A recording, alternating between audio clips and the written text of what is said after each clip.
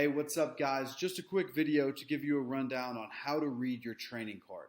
Now this is a really important process that we use when we're looking at how we're going to progress you, because this is going to allow us to keep accurate records of the weights that you lifted in order to make sure that every single week we are getting stronger, right? And that's the whole goal of this process, is to get stronger so that it's going to make you a better athlete. All right, so a couple things that I want to highlight. You're going to see 3 columns on each day, right?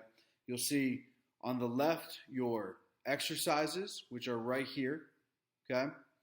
Then you're going to see your sets and your reps, which are right here, okay? So the sets and the reps, like where up here, where right by my cursor says 2 by 15 and then 2 by 10 each side, that means we're doing 2 sets of 15 reps.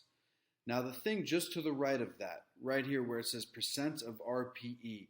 RPE stands for rate of perceived exertion. And this is a scale of 1 to 10. And this number here is going to be your guide on how difficult or strenuous an exercise should be. So if we look at this first one here on week 1, day 1, the band face pull, that's an RPE of 6. That means this is a structural or injury reduction lift. So it's something that does not need to be overly heavy.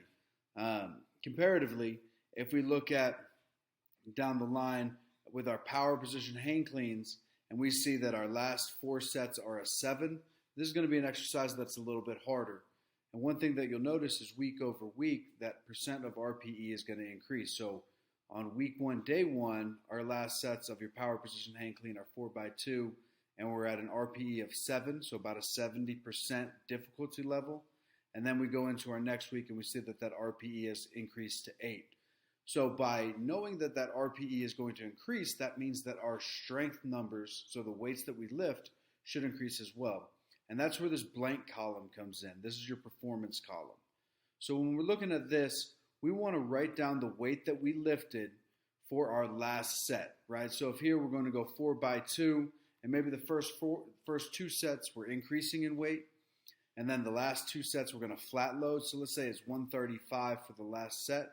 That's what you're going to write in here, okay? So then when we come back the next week and we know that my percent RPE has increased from 7 to 8, we know that my performance number needs to increase, right? This is going to allow us to get what's called a progressive overload training effect, meaning we are progressively increasing the amount of weight that you're going to use week over week. All right, so that's a little rundown on your training card. Please make sure that you are utilizing this and filling everything out with a lot of detail, because this can be a great guide for you as we progress you over the course of a training cycle. All right, so Rob Van Valkenburg here, OTG athlete, and if you have any questions about this, please feel free to reach out, and we will see you in the gym.